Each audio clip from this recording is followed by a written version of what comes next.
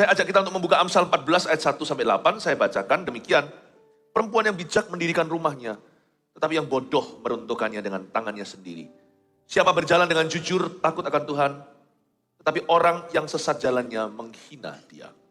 Di dalam mulut orang bodoh ada rotan untuk punggungnya, tetapi orang bijak dipelihara oleh bibirnya. Kalau tidak ada lembu, juga tidak ada gandum. Tapi dengan kekuatan sapi, banyaklah hasil. Saksi yang setia tidak berbohong, tapi siapa menyembur-nyemburkan kebohongan adalah saksi dusta. Si pencemooh mencari hikmat, tetapi sia-sia. Sedangkan bagi orang berpengertian, pengetahuan mudah diperoleh. Jauhilah orang bebal karena pengetahuan tidak kau dapati dari bibirnya. Mengerti jalan sendiri adalah hikmat orang cerdik. Tetapi orang bebal ditipu oleh kebodohannya. Jangan takut berantakan untuk berhasil. Ayat pertama dari pasal 14 bunyinya, perempuan yang bijak mendirikan rumahnya, tetapi yang bodoh meruntuhkannya bukan lewat tangan orang lain, dengan tangannya sendiri. Di balik setiap laki-laki yang berhasil, kata orang selalu ada wanita yang takut akan Allah, minimal berdoa. Selalu ada wanita bijak di belakang seorang pria yang sukses. Betul sih, pasti ada betulnya. Bahkan di Alkitab pun banyak peneguhan cerita. Di masyarakat apalagi, dalam realita. Lihat ya, seorang laki-laki itu bisa marry up atau marry down. Saya nggak bicara soal harta. Laki-laki mau perempuan jangan cari pasangan semerta-merta kaya. Kecocokan itu nggak hanya soal materi. Tapi segala sesuatu, segala perkara. Tapi lihat, ada cowok yang harusnya bagus. Married sama perempuan yang menarik dia turun ke bawah. Itu ada. Dan banyak. Pada laki-laki yang belum terlambat, pikirkan baik-baik, jangan hanya cari tampang. Dan kepada perempuan, wanita, jadilah berkat untuk pasangannya. Anda harus menjadi nilai tambah buat pria yang Anda nikahi, karena Anda bukan semata-mata,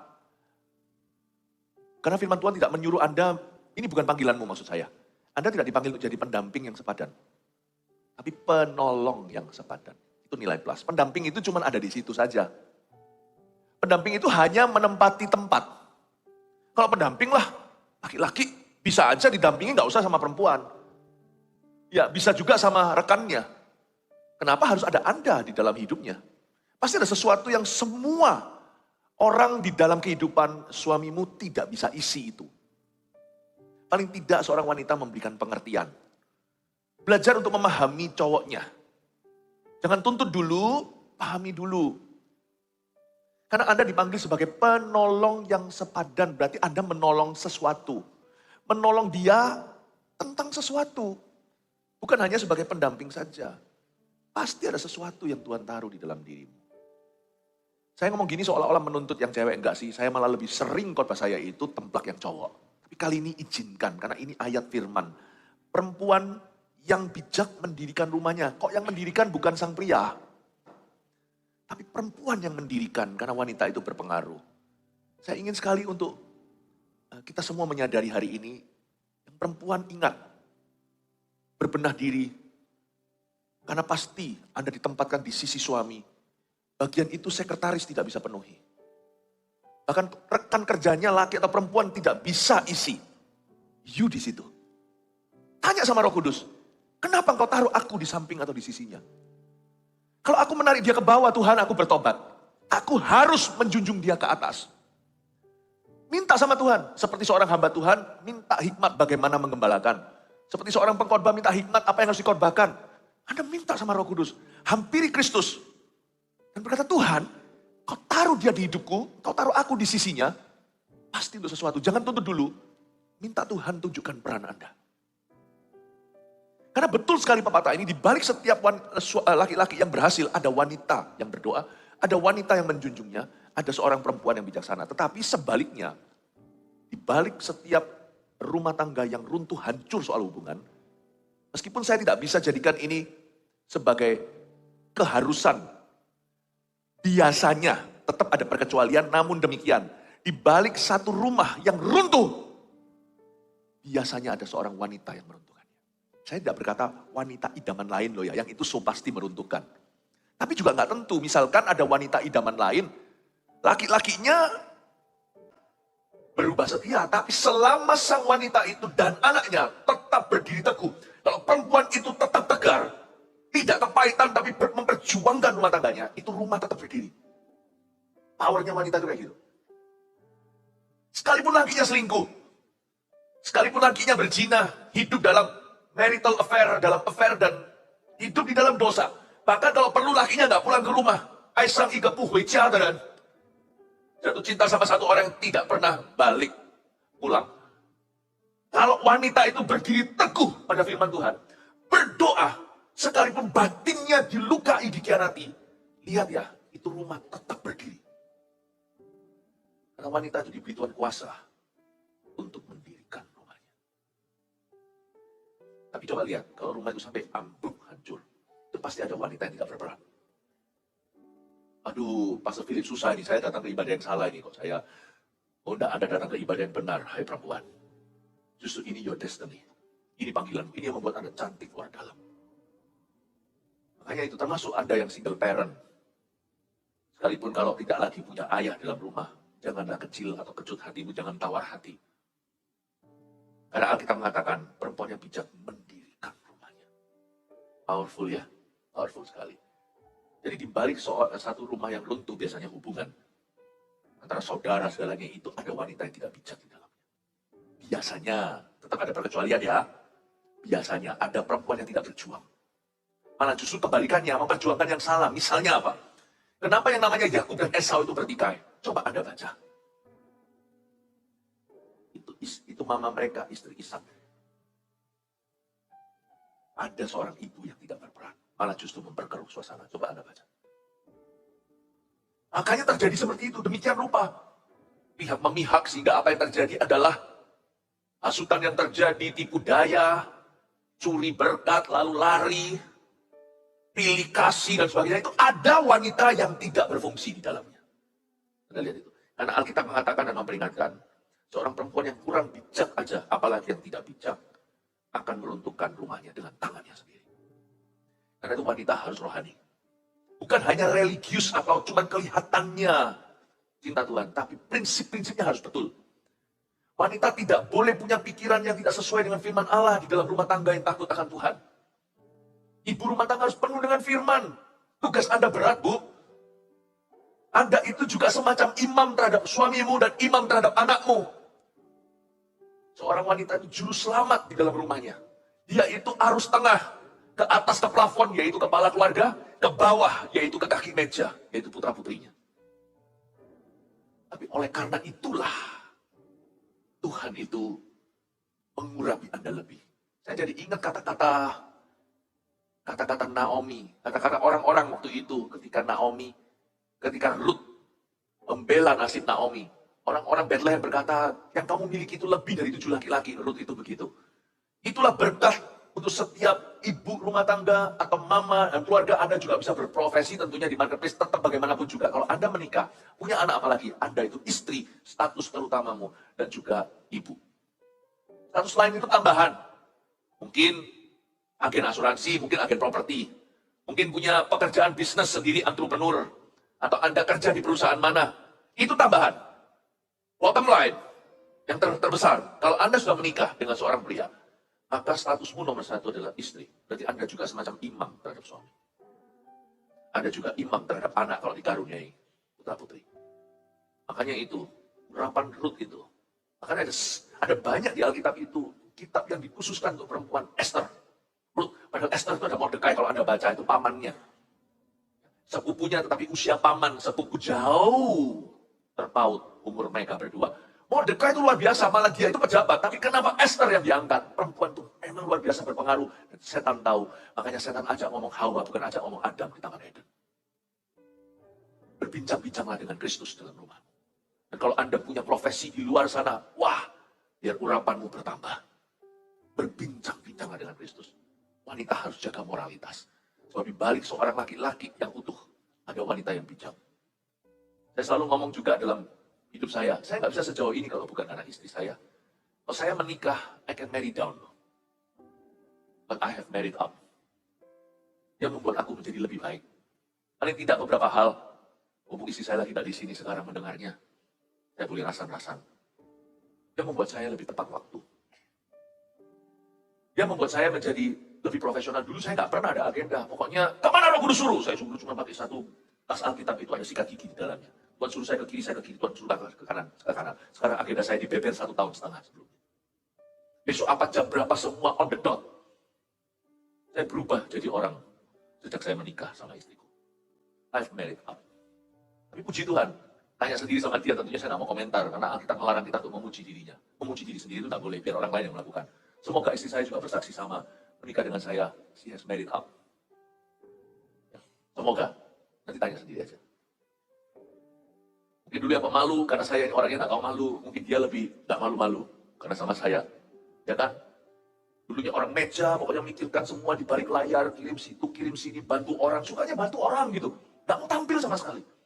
Tapi membuat semua pekerjaan sekelilingku beres semua. Mungkin sekarang lebih mau keluar muka.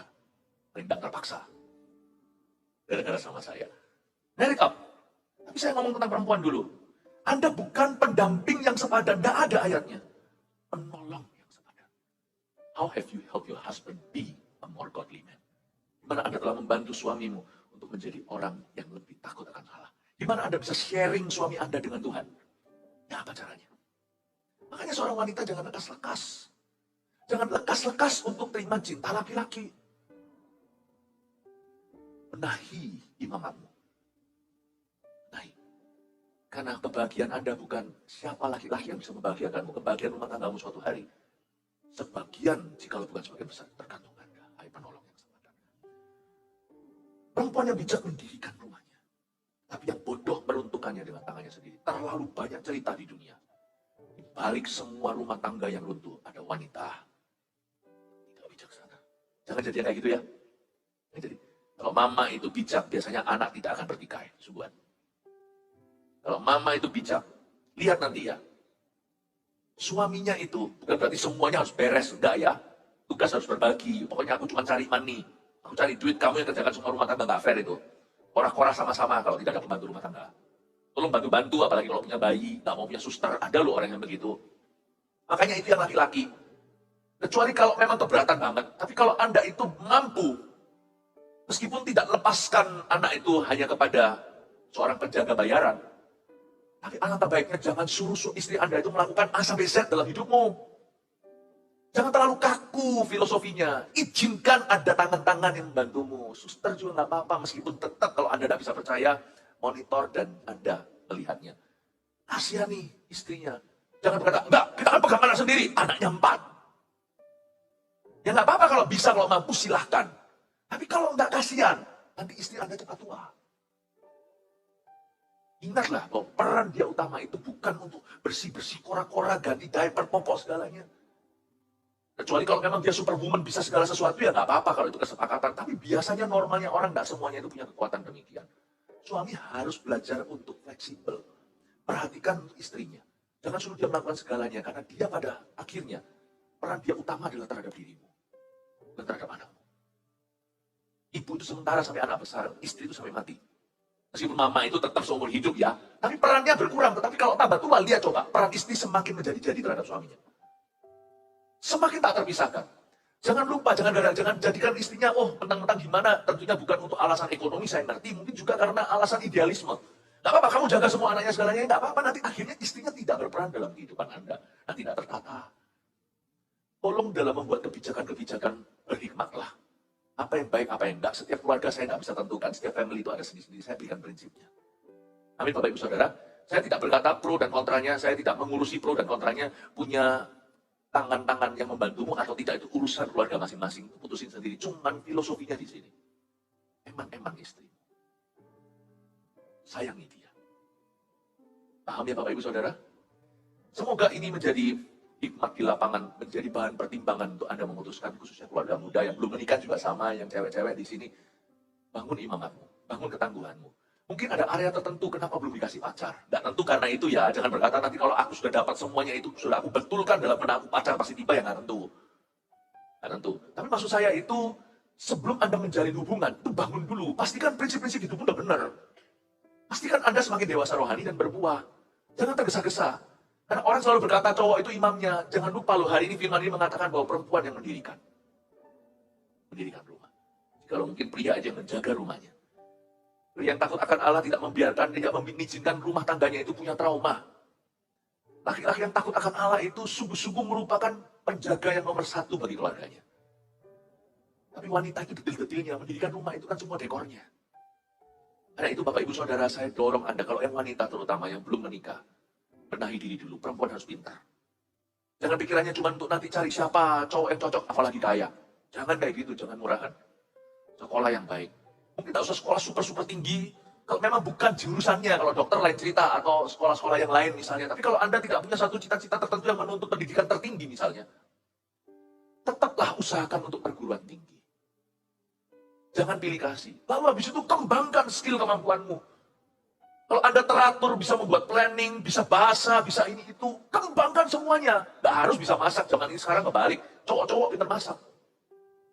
Kembangkan semuanya. Nggak ada salahnya untuk menimba semuanya. Wanita tidak boleh bodoh. Wanita harus bijak. Wanita itu harus mahir, harus serba bisa. Kalau nanti suaminya membutuhkan, bahkan hal-hal yang belum dibutuhkan suami, Anda jadi berkat bagi banyak orang. Perempuan harus pintar. Tapi jangan feminis. Oh enggak, aku mampu tanpa laki-laki. Ya udah, silakan melahirkan anak tanpa laki-laki. Nggak usah feminis. Wanita harus melemahkan dirinya. Bukan supaya kaum lebih lemah, tapi lemah lembut.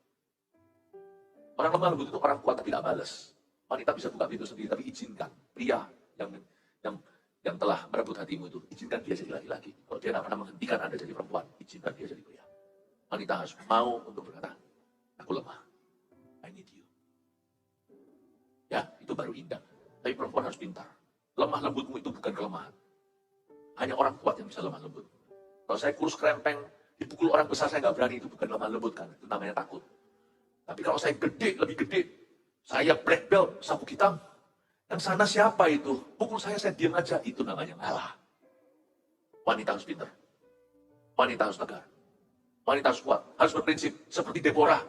Ketika Barak minta nasihat, kadang-kadang suami akan menjadikan wanita tempat nasihatnya. Tidak tentu wanitanya itu konselernya, tapi perempuan menjadi bahan pertimbangannya. Gimana menurut kamu segalanya supaya setara? Itu didapatkan sejak muda. Makanya itu anak perempuan yang punya anak perempuan di sini. Jangan miliki visi yang rendah untuk dia. Miliki visi yang tinggi untuk anak perempuanmu. Jangan beda kasih di budaya-budaya tertentu, misalnya budaya yang sangat kotor sekali.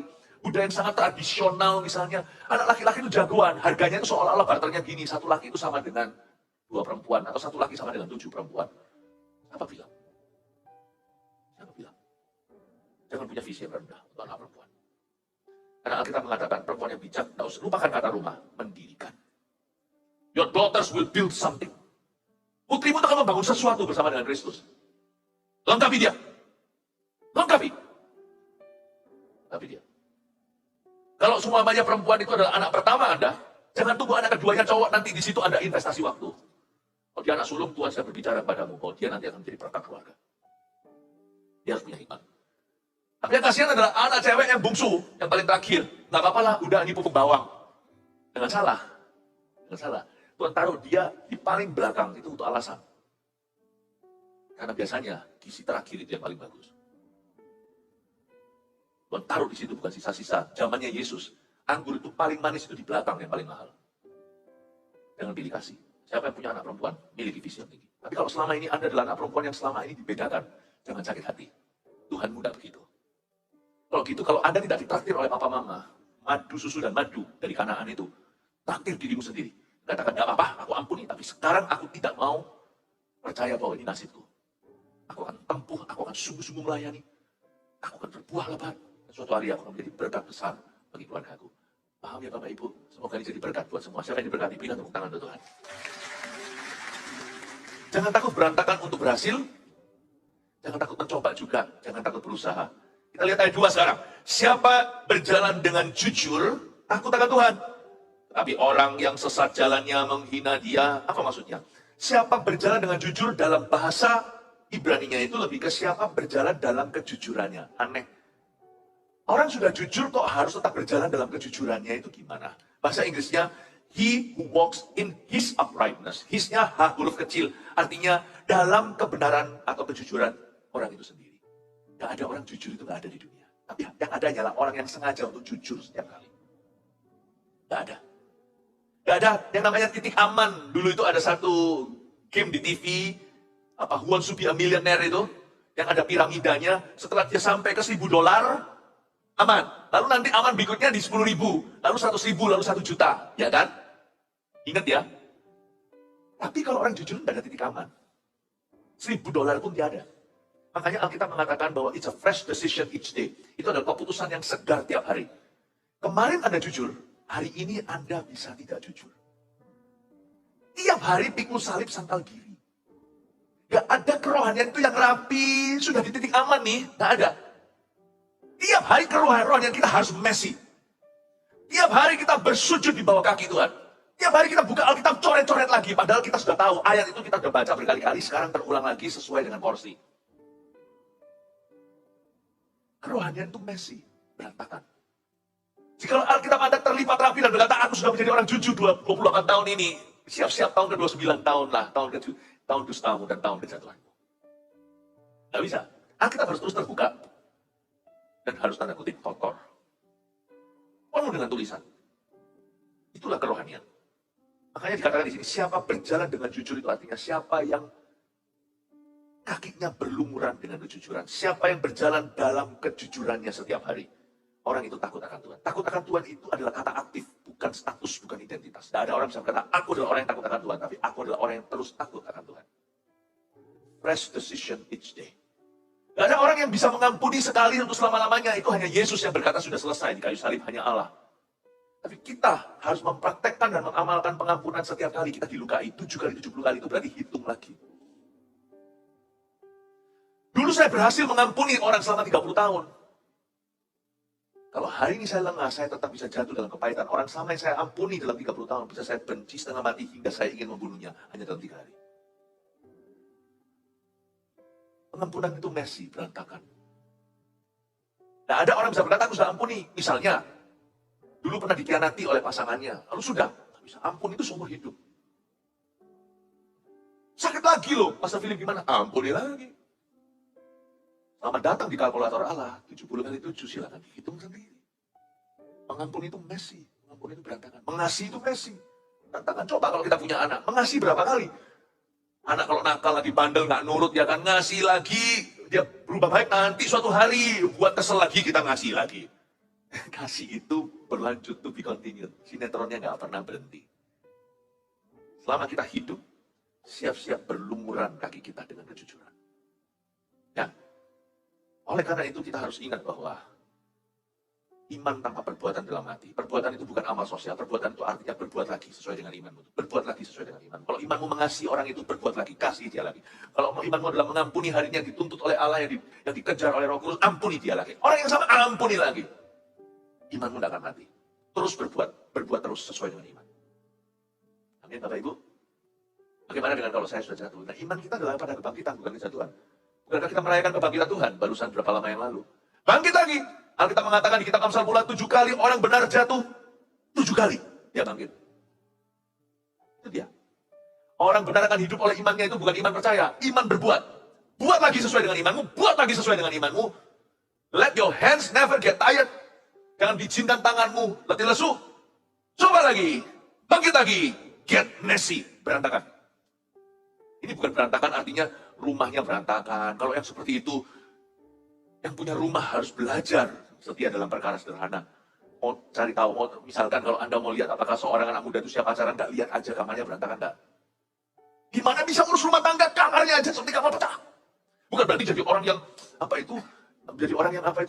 yang harus semuanya lurus. Apa itu namanya? OCD atau BCD, apa itu? Soalnya saya juga begitu, bukan rahasia sedikit. Barang saya digoyang orang, saya tahu. Agak over. Itu pun saya sekarang sengaja kadang-kadang miringkan supaya kalau saya kira sesuatu itu miring, nggak bisa tidur.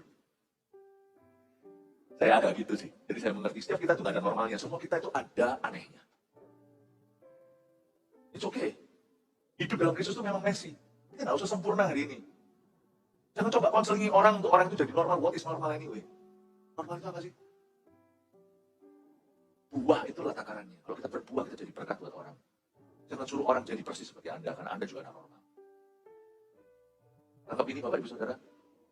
Gampang mau lihat. Orang itu siap enggak untuk mengarungi rumah tangga. Lihat aja kamarnya. Berarti pecah nggak? Siap-siap nanti. Pulang ke rumah. Loh, pulang ke rumah nanti suatu hari, kalau ini yang amburadul adalah istri, perempuan ya, nanti jangan kira dengan pernikahan istri itu akan berubah tiba-tiba lalu. Nanti yang pecah bukan kamarnya, seluruh rumah. Laki juga sama. Tapi yang teraturan juga ada bahayanya. Nanti goyang sedikit marah-marah. Nanti nggak teratur, rasanya mau jambak di kepala. Memang semuanya jadi teratur, tapi jadi ketakutan satu rumah. Nah, bisa nggak yang messy ini, yang berantakan rumahnya itu lebih rapi? Yang terlalu rapi itu agak sedikit messy, bisa nggak sih? Yang satu itu bicara tentang kebersihan, higienis. Yang satu lagi bicara tentang toleransi. Nggak apa-apa lah. Kalau enggak nanti kita jadi orang yang rewel, dikit-dikit, ayo miringin ini. Waduh, nggak enak itu satu rumah dengan orang yang begitu cerewet sekali. Untungnya saya nggak begitu. Nggak apa-apa, silakan miring-miringkan semua, nanti semua pulang baru saya luruskan. Mau tahu orang itu siap nggak berumah tangga? Lihat kamarnya. Jangan ke kamar tapi kayak pacaran ya. Suruh teman yang lihat. Bagaimana kita bisa atur? Jangan. Ini bukan messy berantakan rumahnya. Ini berantakan dalam arti berusaha mencoba bangkit melakukan apa yang benar. Messy. Belajar dari kesalahan. Bangun lagi yang runtuh itu. Sukses itu gitu. Sukses itu bukan sempurna. Perfection is not success. Sukses itu mencoba.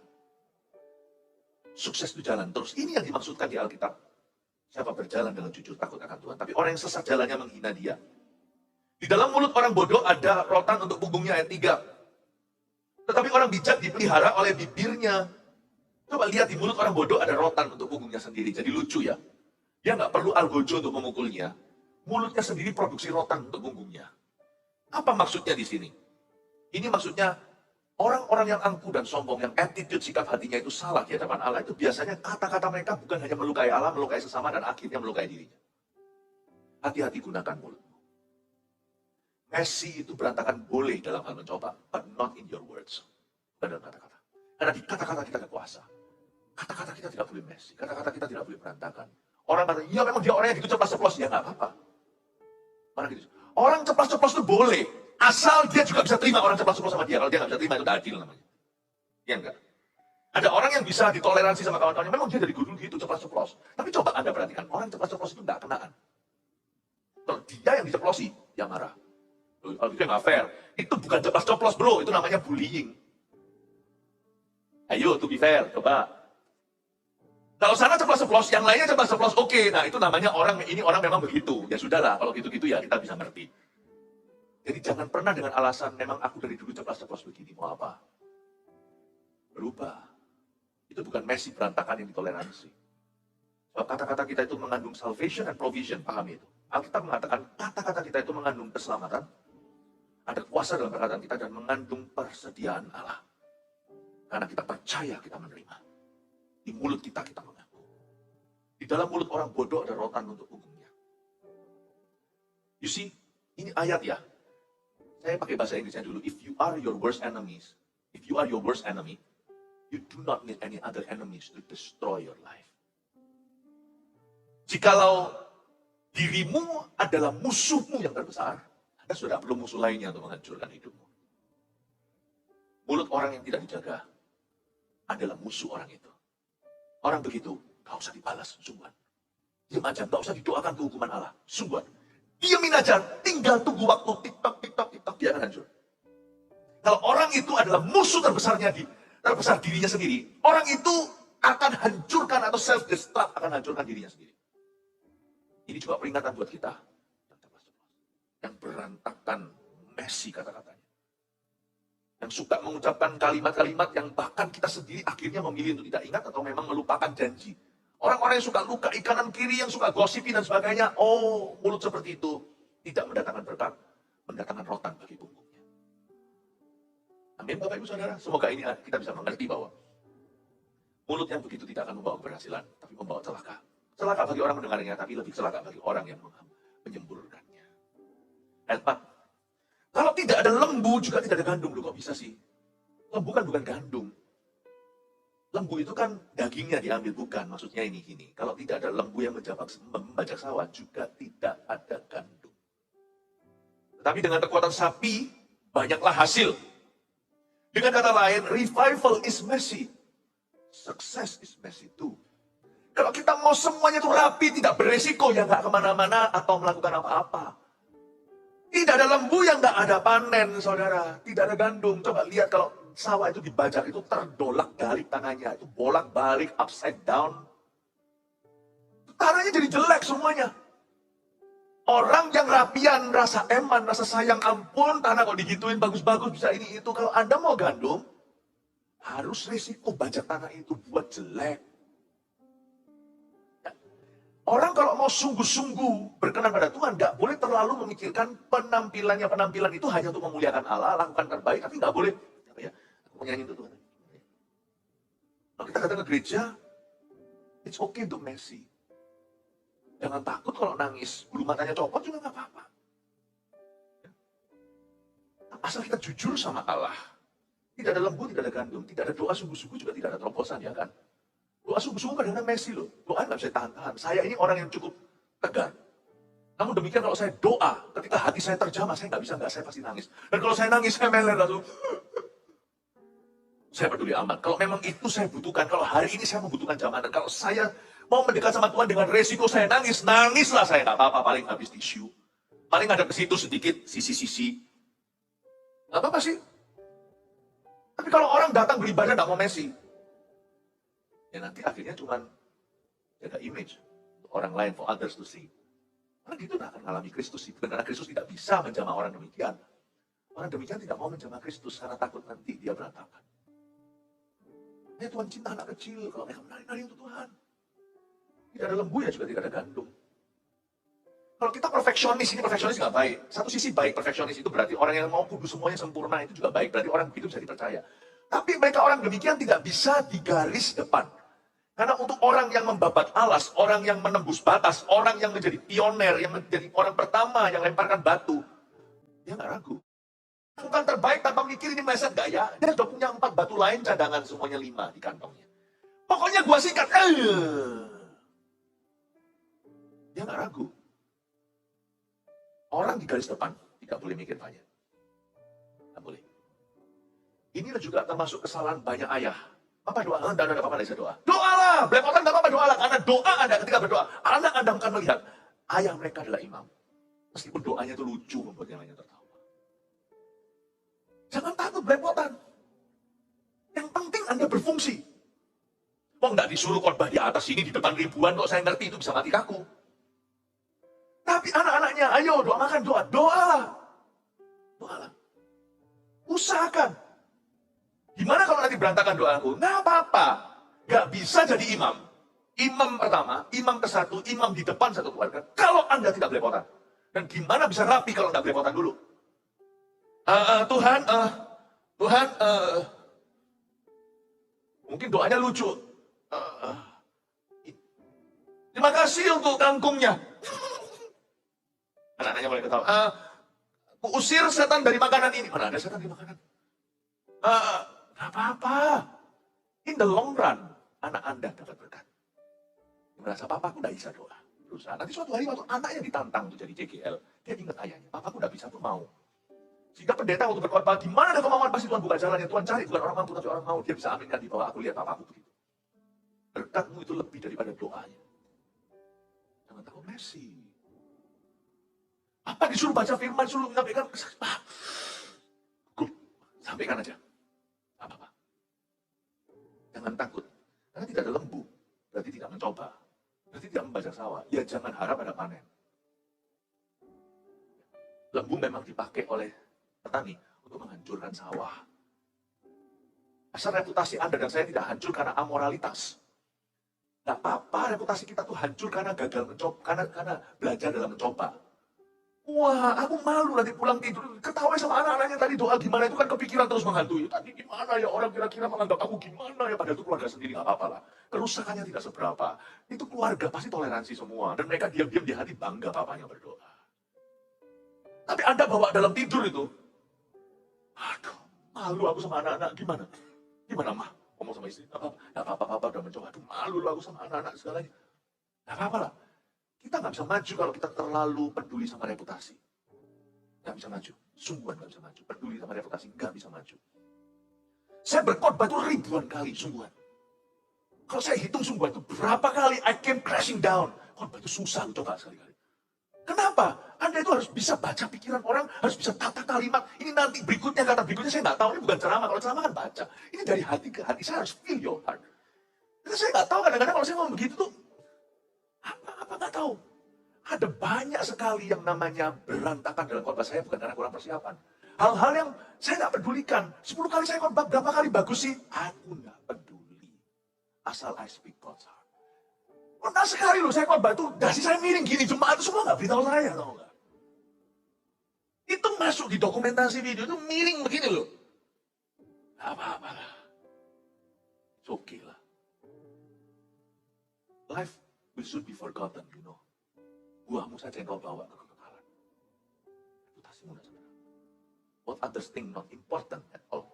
Orang lain mikir apa nggak penting. Amin, Bapak Ibu Saudara. Tapi dengan kekuatan sapi banyak hasil. Orang yang berani mencoba, berani ambil risiko yang baik. Jangan spekulasi, ambil risiko yang benar. Berdoa itu ada risikonya. Mendengar firman itu ada risikonya. Mendoakan orang ada risikonya. Mengampuni orang ada risikonya. Orang itu kalau nggak berubah gimana? Kalau aku dilukai lagi gimana? Mengasihi itu ada risikonya. Kalau yang tak kasih, tak ngerti gimana? Tapi dengan banyaknya sapi, ribuan kali kau mencoba, ratusan kali aja berhasil, ada ratusan buah. Banyaknya sapi, panen terjamin. Dengan banyaknya sapi, Alkitab mengatakan, dengan kekuatan sapi banyaklah hasil. Amin, Bapak Ibu? Ya? Zaman sekarang kan semua orang terlalu peduli dengan like. Like itu, wow, fotonya gimana? Sangat mempedulikan bagaimana image-nya. Alkitab ini, ayat ini tidak pernah kadaluarsa. Zaman bisa berubah. This is still the truth. Tetap kebenaran. Orang yang terlalu jaim jaga image-nya sendiri, orang itu tidak akan banyak hasil. Amin. Semoga diberkati Tuhan. Anda bisa nangkap semuanya ini ya. Semoga saya bicara hal-hal yang sifatnya kebenaran dalam hatimu, tapi kebenaran di lapangan. Yang gini-gini bukan prinsip saja, tapi hikmat-hikmat jalanan. Ini yang sebut hikmat jalanan ya gini. Ini yang namanya street smart. Saksi yang setia tidak berbohong ayat 5, tapi siapa menyembur-nyemburkan kebohongan adalah saksi dusta. Maksudnya apa? Saksi yang setia tidak berbohong. Saya garis bawahi di Alkitab saya. Saksi yang setia nggak berbohong. Bersaksi itu mudah, sungguhan mudah. Entah itu bersaksi secara formal, ayo si ini mau bersaksi. Atau bersaksi sama temannya, bukan dalam sebuah pertemuan. Tapi Anda tergerak ngomong, aku mau ngomong sama kamu ya. Bersaksi itu gampang pol. Ya sana bisa khotbah, sana fasilitas. Bukan. Bersaksi itu prinsipnya ini, ngomong apa adanya. Asal Anda tidak menyemburkan kebohongan menjadi saksi dusta, kesaksianmu selalu benar di mata Tuhan. Asal yang Anda ucapkan itu satu, apa adanya yang Anda alami. Dua, yang lebih penting tentunya, selalu arahnya kembali ke Kristus. Nggak bisa salah. Kalau benteng-bentengannya itu bentengnya adalah Kristus, nggak pernah salah. Anda nggak bisa tersesat dalam kesaksian.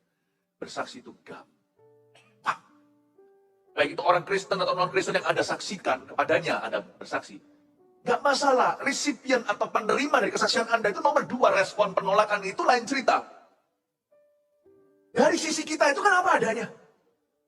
Aku itu dulu begini, nggak usah tambah-tambah, nggak usah dikurangi. Apa yang Anda ingat, Anda saksikan. Tapi sejak saya kenal Yesus, keluarga saya itu lebih harmonis. Itu kata-kata ya, nggak usah yang seperti kata-kata tinggi, seperti berkorban. Itu mempan di telinga orang yang tepat, karena mereka kenal Anda. Gitu ya.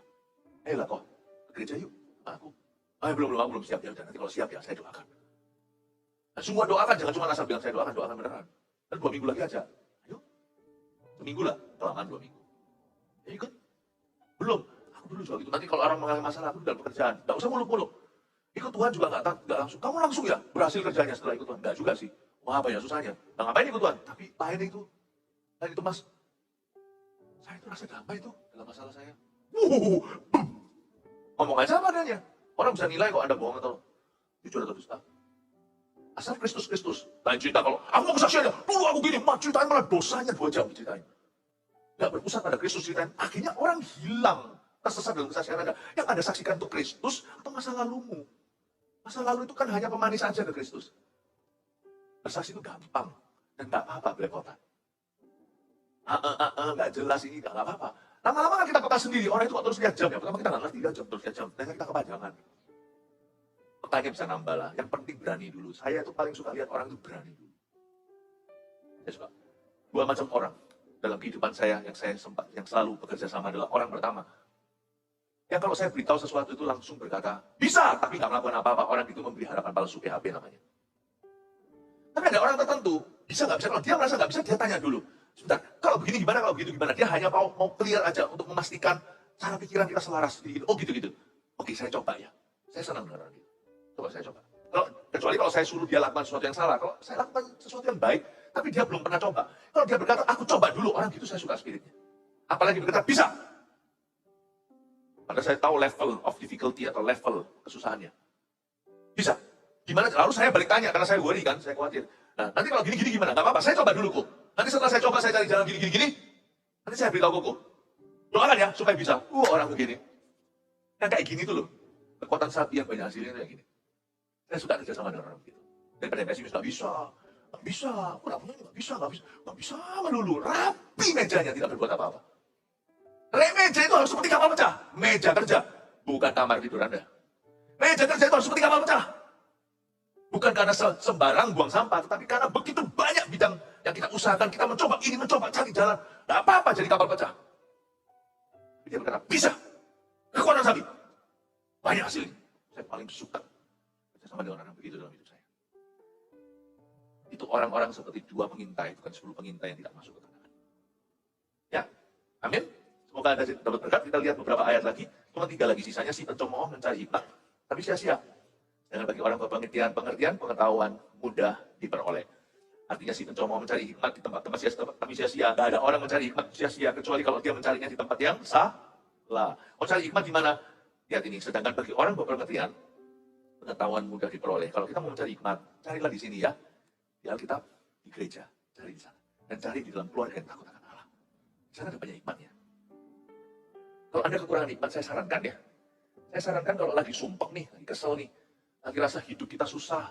Saya orang paling susah di seluruh dunia, saya sarankan jangan ke mall. Selain ke gereja ya. Misalnya kalau ada gereja di mall seperti di sini, ya ke gereja.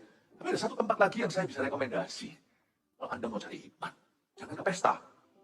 Kalau kita lagi sumpah kesel gimana, kita perlu pelampiasan, malah cari. Kalau kita bergaul dengan yang salah, kita malah nanti akan pelampiasannya ke tempat yang salah pula. Wah, kita minum-minum hanya lupa sebentar, lalu kembali lagi, belum lagi nanti hangovernya, lalu pusing sekali kena alkohol karena kelebihan. Lalu tiba-tiba belum lagi kerusuhan yang terjadi, orang bisa emosi ketika lagi di bawah pengaruh. Lalu habis itu belum lagi nanti masalah-masalah komplikasi yang terjadi, lalu pulang ke rumah, besok masalahnya masih di situ. Sampai kapan nih? Narkoba, nanti masalahnya beda, masalah udah pergi, narkobanya masih di sana.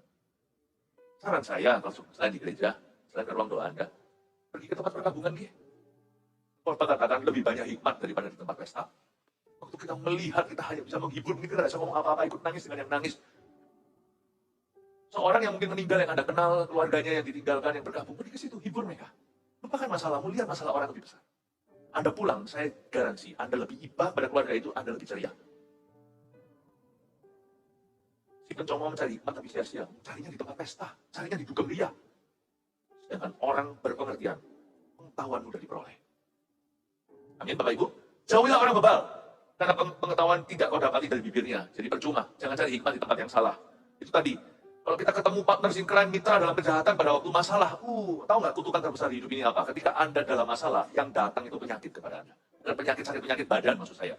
Yang datang itu orang yang membawa penyakit di dalam kehidupan. Hindari orang-orang itu ketika bermasalah. Waktu dalam masalah, cari Tuhan. Tapi aku datang dalam kondisi berantakan hidupku, justru Tuhan cinta yang begitu. Kemarilah yang letih lesu. Datang sama Tuhan itu paling bagus pas berantakan, bukan karena dia tabib. Healing always begins with a messy situation. Kesembuhan kelepasan selalu dimulai dengan suatu kondisi yang berantakan dulu. Ayat terakhir, ayat 8, dan kita selesai. Mengerti jalannya sendiri adalah hikmat orang cerdik, tapi orang bebal ditipu oleh kebodohannya. Haleluya. Artinya, pada akhirnya, ketika kita itu mencari hikmat di tempat yang tepat, kita akan lebih memahami dan mengenal diri sendiri. Tidak ada kebahagiaan di hidup ini, percayalah. Banyak orang itu salah paham sama dirinya, dikiranya kalau dia beli handphone yang baru paling canggih, dia akan happy. Happy-nya sebentar, 1 minggu lalu lupa. Mobil baru atau apapun juga lah. Ternyata orang itu bahagia kalau dia bisa mengerti jalannya sendiri. Waktu dia mengerti, dia purpose driven, dia punya tujuan dan dia menemukan dan dia tahu motivasi hidupnya. Dan dia bisa menyelidiki jiwanya sendiri. Dan dia mengerti path and duty atau mengerti jalur hidupnya dan mengerti tugas-tugasnya dari Tuhan. Tidak ada yang lebih happy dari itu. When you know yourself. Mau tahu nggak orang paling happy adalah orang yang bisa hidup dengan dirinya sendiri dan aman. Mau tahu nggak orang paling nggak happy kenapa perlu obat penenang? Orang yang tidak bisa menerima dirinya. Orang yang tidak kerasan hidup sama dirinya sendiri. Kayaknya mau larinya ke substance atau kepada benda-benda itu seperti misalnya alkohol, narkoba, obat, dan sebagainya. Karena dia harus lari dan dirinya nggak bisa karena tubuhnya di sini. Jadi dia harus larikan pikirannya, paham maksud saya? Sebenarnya orang tidak perlu narkoba, tidak perlu semuanya itu. Seks bebas sekarang ini. Kalau dia bisa menerima wahyu Tuhan tentang dirinya. Oh, this is me. It is well with my soul. Wow. Matikan TV-nya, dia bisa tetap senyum-senyum. Tidak ada games, tidak ada HP, ambil semua HP-nya, dia nggak sakau kecanduan. Mana HP-nya, mana HP-nya? Dia bisa bersiulan, dia bisa happy dengan siulannya sendiri. Orang yang happy sama dirinya sendiri itu tidak dikatakan lewat bertapa. Banyak orang juga salah kiranya dengan meditasi. Merenungkan firman Allah. You're the happiest person. Tapi orang bebal ditipu oleh kebodohannya. Tertipu dengan banyak hal yang dikira itu bisa mengisi kekosongannya. Bapak, Ibu, Saudara, target Tuhan bagi orang yang berantakan adalah bukan membuat mereka sukses, membuat mereka mengalami kepuasan batin di dalamnya. Datanglah pada Tuhan dalam kondisi berantakan, Tuhan tidak akan menolakmu. Tuhan siap untuk memperbaiki, meluruskan hidup kita. Dan Allah kita itu adalah Allah yang akan menyertai orang yang berani melangkah. Pada orang seperti itu Tuhan tidak berjanji keberhasilan tiba-tiba. Pada orang seperti itu Tuhan berjanji akan menyertai semua prosesnya, up and down-nya di dalam Tuhan. Saya berdoa supaya hidup Anda semakin hari semakin dipakainya. God bless you. Mari kita semua bangkit berdiri.